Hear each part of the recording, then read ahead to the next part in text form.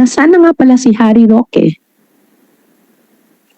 O hindi nyo alam kung paano nakatakas si Guo Huaping, alam nyo ba kung nasaan si Harry Roque sa ngayon? The last information that we had against on the couple, the Roques, umalis po ng Singapore yung wife, and then nagbound for Dubai.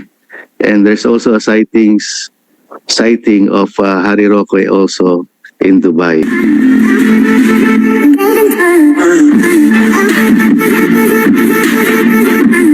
Nang sinimulan, dapat tapusin.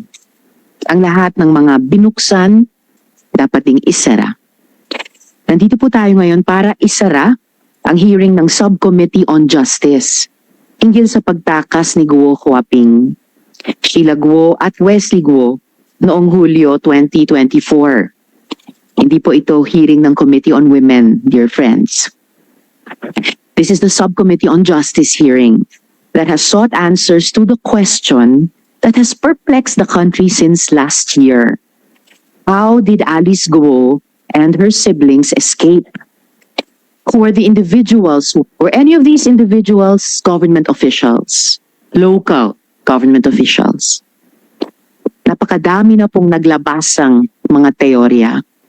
May mga nakumpirma. Ang isang nakumpirma, staff sa opisina ng local government official ang tumulong para mapanotaryo ang affidavit ni Guo Huaping gayong wala naman siya sa Pilipinas. Ang isa pang nakumpirma, nakarating si Guo Huaping at ang kanyang mga kasama sa Kuala Lumpur International Airport, kung saan at matapos niyan ay sa Singapore, at matapos niyan ay sa Bataan, Indonesia, kung saan sila naaresto. Salamat sa mga otoridad ng Indonesia. Para sa mga nagtatanong, yung title na cancellation of Alice Guo's passport, yan po kasi ang naging panawagan several months ago nung ako'y nag-deliver ng privileged speech. Obviously, the cancellation of her passport is not what we seek now, but real and concrete answers. Kaya na ba sagutin ng BI ngayong umaga ang tanong, paano nakaalis ang mga puganteng ito? O talagang our law enforcement and border authorities have been rendered so inutil that the woman who has been under the scrutiny of an entire nation, wala na yatang hindi nakakaalam ng itsura niya, sa 100 million documents have emerged. Pinapakita ng mga ito na tila have emerged. Pinapakita ng mga ito na tila ang daling maglabas-masok sa bansa ng walang pagkilatis. Over the past months, there has been one arrest after another of Chinese spies in the Philippines, some even working with Filipino citizens. Nabahala ako doon sa isang detalye, sa isang article na nabasa natin, na these spies have given cash, vehicles, and motorbikes to local governments in the Philippines in 2022, including the city of Tarlac. Tarlac, kung saan taga roon si Guo Huaping. Nabalitaan din po natin na ang kamakailan lang ang di umanong pagpapalusot ng mga pogo bosses papunta ng ibang bansa, imbes na ibalik sa bansang China. Ang modus daw ay hindi direct flight ang binibili. Tapos, sa layover, naglalaho na parang bula ang mga bosses sa kanilang transit destination. And where, for God's sake, is Harry Roque? Bakit parang libre na lang siyang mag-post ng kung ano-ano sa social media na parang kinukutya pa ang administrasyon at mga otoridad natin while avoiding arrest for charges of human trafficking? According to my sources, Harry Roque flew into Shanghai from Dubai on December 8, 2024. Stayed in Shanghai for just one day and then flew out to the casino city of Macau. Sino kaya ang tumutulong sa kanya? In the meantime, the porousness of our borders is also making it easier for our kababayan to be trafficked to scam compounds in another country. Mayroon pong Pilipino na handa pong magkwento na sila ay nahikayat lumabas dahil daw nanalo sila ng all-expense paid trip to Thailand. Ngunit ang akala nilang once-in-a-lifetime memory, naging pangungot. Yaman din lang na ito ang topic natin, isa pong malaking shout-out sa ating pamahalaan para sa tinatayang higit na 100 mga Pilipino na trapped sa border ng Myanmar. Nailikas nga sila mula sa mga scam compounds pero dahil sa buhol-buhol na burokrasya, gawa ng 3 bansa ang nagko-coordinate, Thailand, Pilipinas at Myanmar. Hindi pa sila na itatawid pa uwi. One of these individuals has reportedly been raped. Here are the conditions in the facility in Myanmar. At hindi po mga ito galing sa mga Pilipino doon dahil bawal sila kumuha ng photo, pero galing sa media na pinayagan mag-cover. I implore the executive, let us do what it takes to bring them home. This is about accountability. Accountability para sa pagtakas ni Alice Guo, but also in a larger sense, accountability for our failure to keep our borders safe and protect Filipinos. So unang mga tanong ko po sa pagpapatuloy nitong hearing para sa Bureau of Immigration.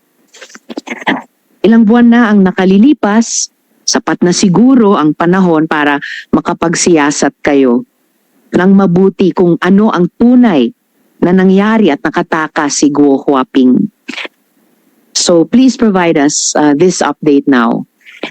Sabi po ni Commissioner Viado noon, you would be able to present a report on exactly how Guo Huaping escaped. So ngayon na po ang pagkakataon. Last but not the least for now, no, for the BI, nasaan na nga pala si Harry Roque?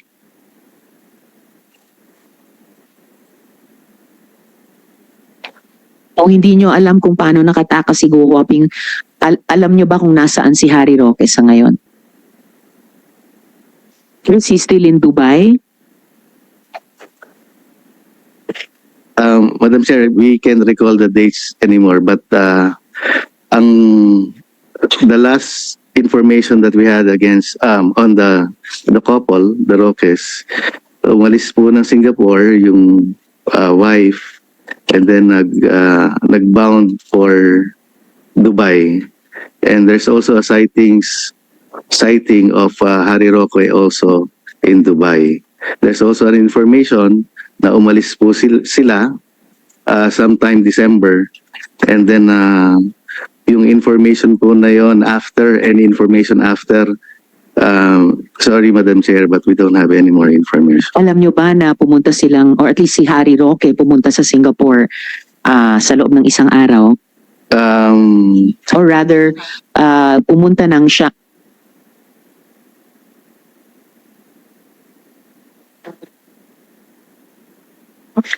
Alam nyo ba na pumunta siyang Shanghai for 1 day? Meron pong information pero wala po kaming validated proof na nag-enter po siya ng China. At meron ba kayong information or validated proof na mula sa Shanghai, na isang araw lang ang tinagal niya doon, tumuloy siya sa Macau?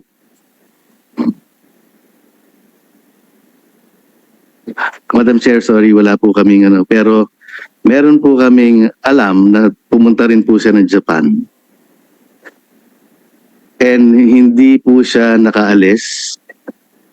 Supposed to be bound for US, pero denied flight, denied check-in. So, wala rin naman holdings ang Japan Police or Japan Immigration. then after that, wala na po kami information. Saan po siya sa Japan ayon sa information? Wala po kaming exact details. And bound supposedly saan sa US ayon sa information? We don't have any information also, Madam Chair. So do you know if he's still in Macau? Sorry, Madam Chair, we don't have any information. Alright, salamat Chief Manahan. Dako na muna ako sa Department of Justice. Yes, ma'am, Attorney Torrevillas, Attorney Olivia. So ma'am, pwede niyo po ba kaming bigyan ng general update sa mga kasong na isampa laban kina Guo Huaping, dun po sa Bamban Pogo, at saka kina Cassandra Leong at Harry Roque naman sa Porac Pogo, pati po kina Yang Jianxin alias Tony Yang at iba pa. Good morning, Madam Chair. For the Bamban case filed against Alice Guo, we filed the information for qualified human trafficking in September of 2024.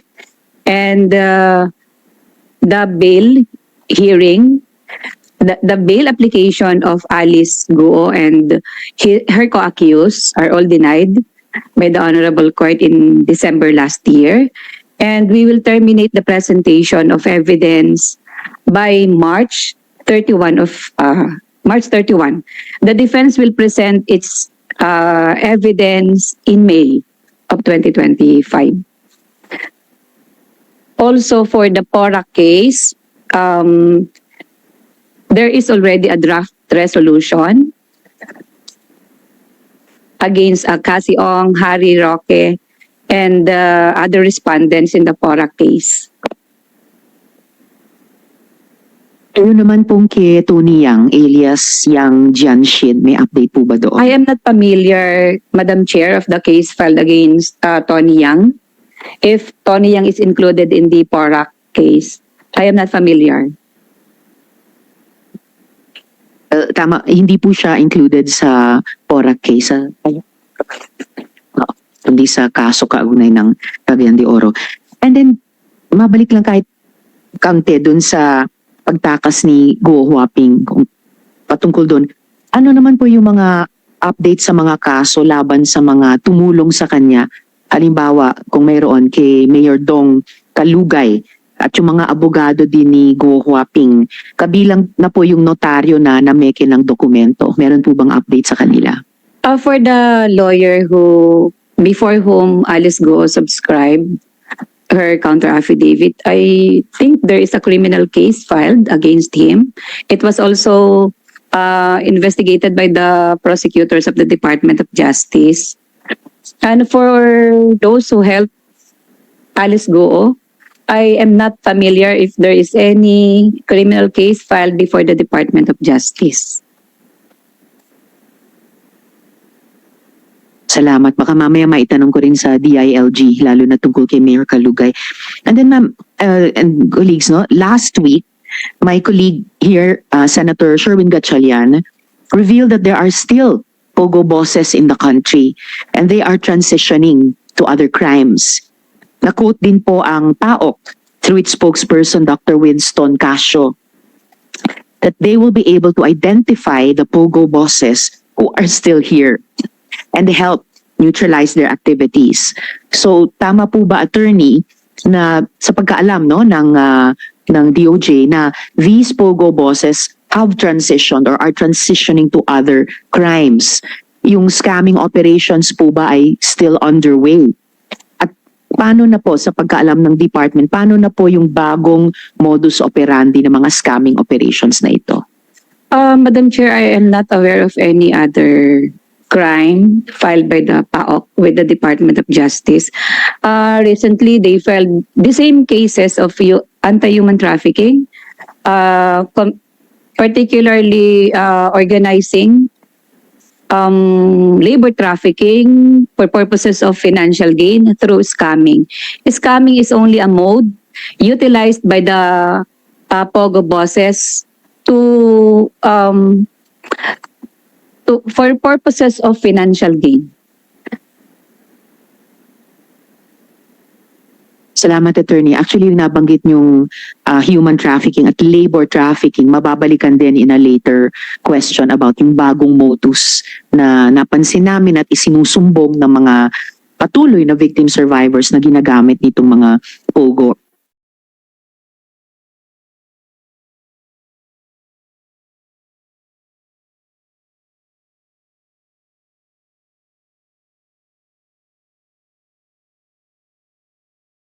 Work from home.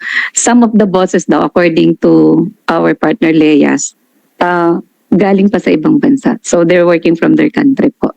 Not anymore here in the Philippines. Pero not verified, Madam Chair.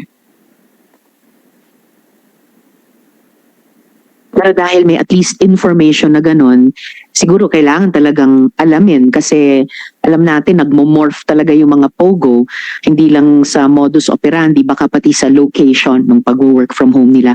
At meron din po bang, or sigurado ko alam na rin ito ng DOJ, no? Mayroon ding lumilitaw na mga POGO operations na patuloy din sa mga casino. We have not received any criminal case filed by our partner Leas po. At this point, tanungin ko quickly ang PAGCOR. May namomonitor din po ba kayong dito na nagpapatuloy sa mga casino yung mga lumilitaw na POGO operations? Yes, Attorney Jessa Maris. Madam Senator, wala po. Gusto rin po naming linawin na hindi na po kami nag-i-issue ng any internet gaming license or offshore gaming license po. Lalong-lalo na po sa mga casinos kasi po nakita po namin sa news na gusto po yung linawin at we would like to put on record that we have not issued any license pertaining to that kind of activity. Of course, and alam naman ito siguro ng PAGCOR at ni-raise ko sa Executive Secretary, may kailangan ding ayusin dun sa Executive Order kasi parang nagbibigay ng loophole, palusot sa mga POGO o dating POGO na ngayon nagta-transition into continuing their criminal activities within casinos na nasa jurisdiction ng PAGCOR. Oo. If I could just, a few more questions sa DOJ bago magpatuloy sa tanong sa PAGCOR. So, ayun, just a recent and very disturbing event, no, Attorney Olivia. Totoo ba yung haka-haka tungkol sa isang estudyante sa isang international school na POGO-related daw ang pag-kidnap sa kanya? I have no information, Madam Chair, about that. May information po ba tungkol dito yung PNP at saka yung NBI?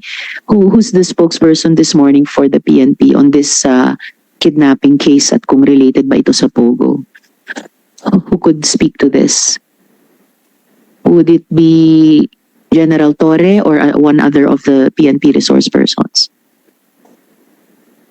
Yes, General. Good morning, ma'am. An internal investigation is still underway, ma'am, and I think it's very premature to conclude kung ano man ang pulot dulo ng lahat ng ito, ma'am. And if the committee will allow me, the committee chair will allow us to defer the answer, and we can submit to it in an executive session, considering that there are still live manhunt operations and after operations, hot pursuit operations still ongoing, ma'am. Thank you. And the committee wishes you the best in those operations. So Maraming by all salamat po. means, sa executive session na lang po, may update ang subcommittee at ang committee about this. NBI, do you have any information about this case na handa nyo nang sabihin sa komite? Yes, Chief Malyari. Good morning po, Madam Chair. From my end, wala po akong information, but if the committee will allow me to communicate with the Assistant Director for Intelligence, I would be able to get an update from him kung meron pong ginagawang information gathering at investigation ng aming Intel Service. We would provide yung update immediately po. Alright, salamat po. And again, the same courtesy, the committee is always ready to extend as to the PNP sa NBI din po, anything that you would need to tell in executive session ay ma-appreciate po ng komite at ng aming chair. Balikan ko po si Attorney Olivia for the DOJ. At ito kaugnay nung una yung binanggit kanina, yung sa human and labor trafficking, no? Sa kasalukuyan po, may mga Pilipinong tinutulungan ng aming opisina in coordination with Philippine Embassy officials both in Thailand and Myanmar. Ito po, ipa-flash ko ulit yung travel ads nung kanina. Mga biktima po sila ng human trafficking gamit ang isang bagong modus operandi.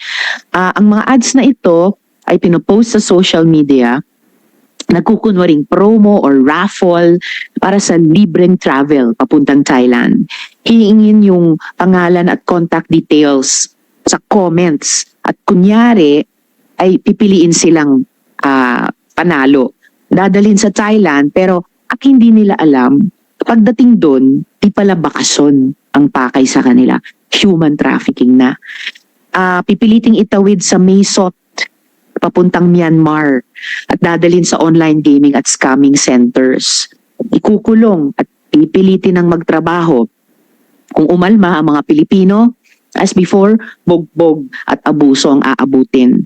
At ang pinakamasaklap pa, ang mga babae ay nagiging biktima ng panggagahasa at saka sexual abuse. So dahil dito po sila dinadala sa Myawaddy, kung saan matatagpuan ang mga scamming, online gaming at human trafficking compounds. Aware po ba ang DOJ IACAT attorney sa bagong modus operandi na ito? At ano po ang ginagawa ng department at ng council para pigilan ang panloloko at pambibiktima sa mga Pilipino? I cannot speak po for IACAT, but rest assured, Madam Chair, that I will communicate with the head of IACAT, Undersecretary Nicholas T, about this matter, so that the IACAT could extend the necessary assistance to our kababayan. Salamat. Pero at least sa department level, aware na po ang department dito sa bagong modus operandi. If it's already in the news, perhaps the department is already aware of it, Madam Chair. Salamat, attorney. Tanungin ko rin ang DMW sa usaping ito, pero quickly muna sa Bureau of Immigration. Has the Bureau heard of this modus operandi at handa ba ang Bureau na i-combat, na labanan itong bagong modus? Yes, Attorney Santos. Yes, ma'am. As Chief Olive of the DOJ said that it's already in the news, and I believe, ma'am, with our numerous interceptions for possible victims of human trafficking at our ports, international ports, we regularly deny the departure of potential trafficking victims, and in fact, once these their departures are denied, we, as a matter of course, release in our press release their story of the possible circumstances that they are possible victims. Pero bagong modus nga ito baka hindi mag-a-apply sa kanila yung usual markers ng Bureau for Human Trafficking.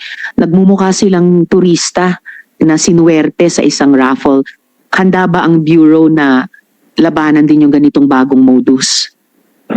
Thank you, ma'am. We take note of this new modus, and we are confident that we will be able to detect possible victims under this new modus. Alright, salamat, Attorney Santos. So quickly to ask DMW, sino nga po yung, yes sir, Asec de Guzman, aware po ba ang department sa bagong modus at ano po yung, kung aware na po, ano pong ginagawa ng department para tulungan yung mga kababayan natin dito? Yes, ma'am. Good morning po. Ma'am, on the preventive side, ma'am, we continue to engage at least in the public information campaign para at least ma-prevent po yung pag-alis sa mga kababayan natin at huwag mabiktima ng scam or modus na ito. patuloy po yung suporta ng Department of Migrant Workers at pakikipagtulungan sa Interagency Council Against Trafficking. We're an active member agency. And at the same time, ma'am, we have recently opened a migrant workers office in Bangkok. Okay, I was in Bangkok last week, ma'am, attending also a regional dialogue. And at the fore of the regional dialogue, ma'am, yung RSO ng Bali process natin is actually the topic on scam hubs. Mainit po itong usapin na ito. In particular, ma'am, this particular area, yung sa Muadi, saka sa Misot na area, ma'am, if the sharing and the information that was given to us by the other delegates who are closely working around that border, nagputulan na daw po ng kuryente at internet doon sa area. So at least may crackdown na nangyayari sa side na yon. On the part of the Department of Migrant Workers po, together with the Department of Foreign Affairs, we treat all of the reports seriously. Kung meron pong kinakailangang ma-rescue o matulungan, we closely coordinate that po with the Department of Foreign Affairs. So far, ma'am, since nagsimula po itong issue na ito with the rest of yung tinatawag nating CMV, Cambodia, Myanmar, and Cambodia, Myanmar, and Laos, CML, CLM na area. Since nagsimula po itong issue na to, ma'am, we've assisted 172 na tumawid na nakabalik galing Myanmar, providing them with the necessary repatriation and reintegration assistance. So patuloy po yung suporta, saka po yung pakikipagtulungan ng Department of Migrant Workers sa iba nating government agency, also with other groups internationally and both locally para po masuportahan at matutukan ito.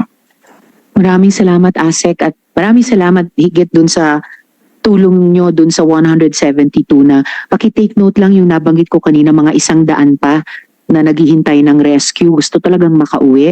Naiipit sa burokrasya, baka makatulong itong CML and of course Pilipinas Yes. para matulungan sila. And ganun din po yung impormasyon namin tulad nung sinabi ninyo na pinutulan na ng kuryente at saka internet. Nga lang, somehow, yung mga scam hubs na yon, na pati yung gumagamit nitong bagong modus, somehow nasusuplayan pa rin nila ng kuryente, at least yung quarters ng mga bosses doon. At may internet pa rin. Hindi na yung walang kuryente at internet yung tulugan, yung tirahan, so-called, ng mga nagtatrabaho doon.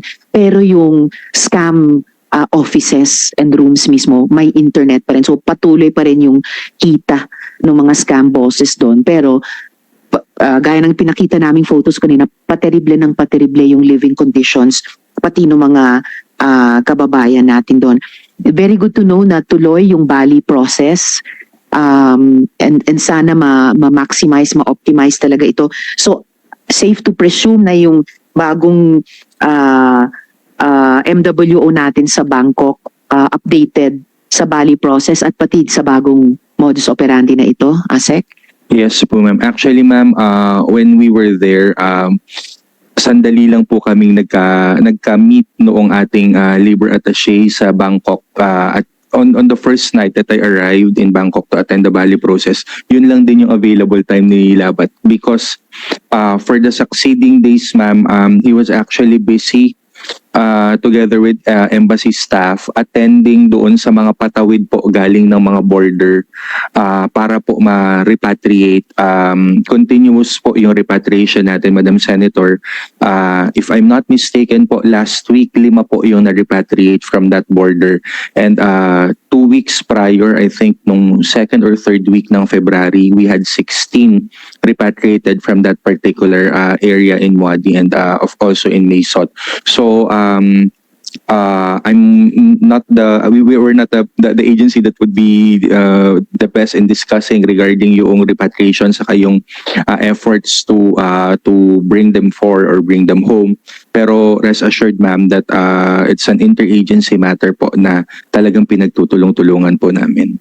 Maraming salamat para doon, ASEC. Tatanungin ko rin ng pati ang DFA tungkol doon mamayan.